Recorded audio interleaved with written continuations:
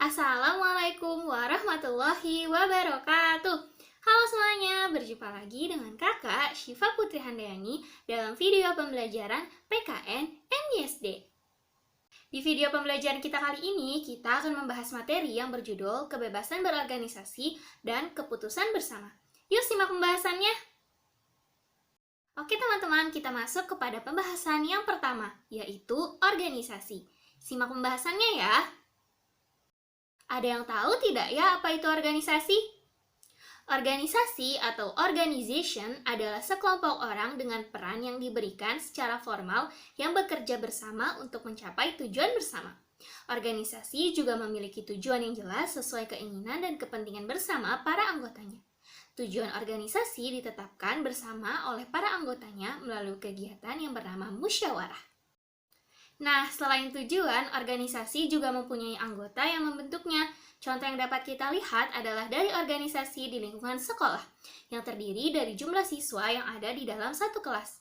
Setiap tahun ajaran baru, kelas akan mengadakan pemilihan struktur organisasi kelas. Struktur organisasi kelas tersebut yakni ketua kelas, wakil ketua kelas, sekretaris kelas, bendahara kelas, dan masih banyak lagi yang lainnya. Selanjutnya, selain organisasi yang ada di lingkungan sekolah, ada juga organisasi yang ada di lingkungan masyarakat. Contoh organisasi yang ada di lingkungan masyarakat adalah Karang Taruna. Keberadaan Karang Taruna di masyarakat mempunyai dampak positif bagi warga di sekitarnya. Peran atau fungsi Karang Taruna adalah untuk mensejahterakan masyarakat dengan berbagai kegiatan-kegiatan yang sudah dirancangnya, seperti menanggapi masyarakat yang kurang pengetahuan tentang kepedulian lingkungan dan menjadi contoh bagi masyarakat dalam menjaga kebersihan lingkungan, seperti menyediakan wadah tempat pembuangan sampah, memiliki kesadaran tanggung jawab akan kebersihan lingkungan, dan menjadikan lingkungan di sekitarnya sebagai lingkungan yang ramah lingkungan.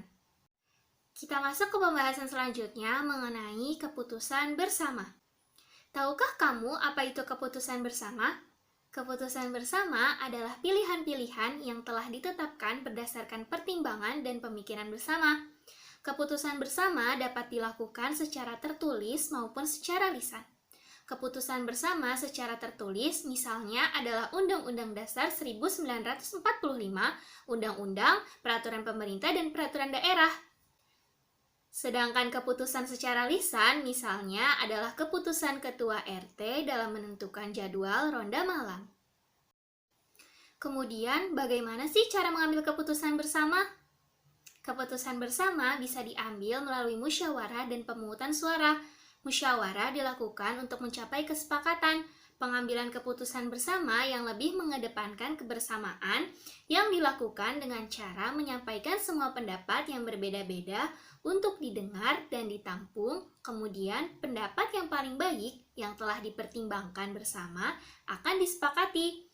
Itulah yang kemudian disebut mufakat atau kesepakatan bersama. Musyawarah ini bisa dilakukan di lingkungan keluarga, sekolah, masyarakat, hingga kenegaraan. Dengan musyawarah ini diharapkan keputusan yang diambil bersama bisa menggambarkan semua pendapat, sehingga tidak ada lagi anggota yang merasa bahwa pendapatnya tidak diperhatikan. Cara lain pengambilan keputusan bersama adalah dengan pemungutan suara atau voting. Pemungutan suara terjadi jika ada perbedaan pendapat yang tidak bisa diselesaikan. Pemungutan suara biasanya disepakati oleh tiap-tiap pendukung pendapat yang berbeda. Sebelum voting dilakukan, akan diadakan kesepakatan terlebih dahulu bahwa setiap anggota akan menerima pendapat yang didukung oleh suara terbanyak. Nah, voting ini dapat bersifat terbuka dan tertutup. Voting terbuka yaitu voting yang dilakukan secara terbuka, di mana para peserta menyebutkan secara langsung apa yang menjadi pilihannya. Sedangkan voting tertutup yaitu voting yang dilakukan secara tertutup, di mana para peserta menuliskan nama atau pilihannya pada selembar kertas. Beberapa hal yang perlu diperhatikan sebelum dilaksanakannya voting adalah yang pertama, voting dilakukan karena ketidakmungkinan menempuh musyawarah untuk mufakat lagi. Ketidakmungkinan ini disebabkan munculnya beragam pendapat yang bertentangan. Kedua, voting dilakukan karena sempitnya waktu, sementara keputusan harus segera diambil. Ketiga, voting dilakukan setelah semua peserta musyawarah mempelajari setiap pendapat yang ada. Keempat, voting dilakukan jika peserta musyawarah hadir mencapai quorum jumlah paling sedikit dari peserta musyawarah yang harus hadir, biasanya adalah 2/3 dari total peserta yang berhak mengikuti musyawarah. Dan yang kelima, voting dianggap sah sebagai keputusan jika separuh lebih peserta yang hadir menyetujuinya.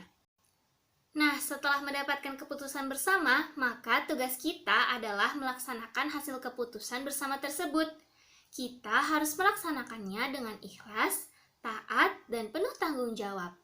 Nah, teman-teman, itu tadi penjelasan tentang kebebasan berorganisasi dan keputusan bersama. Terima kasih teman-teman atas perhatiannya. Sekian dari kakak. Wassalamualaikum warahmatullahi wabarakatuh.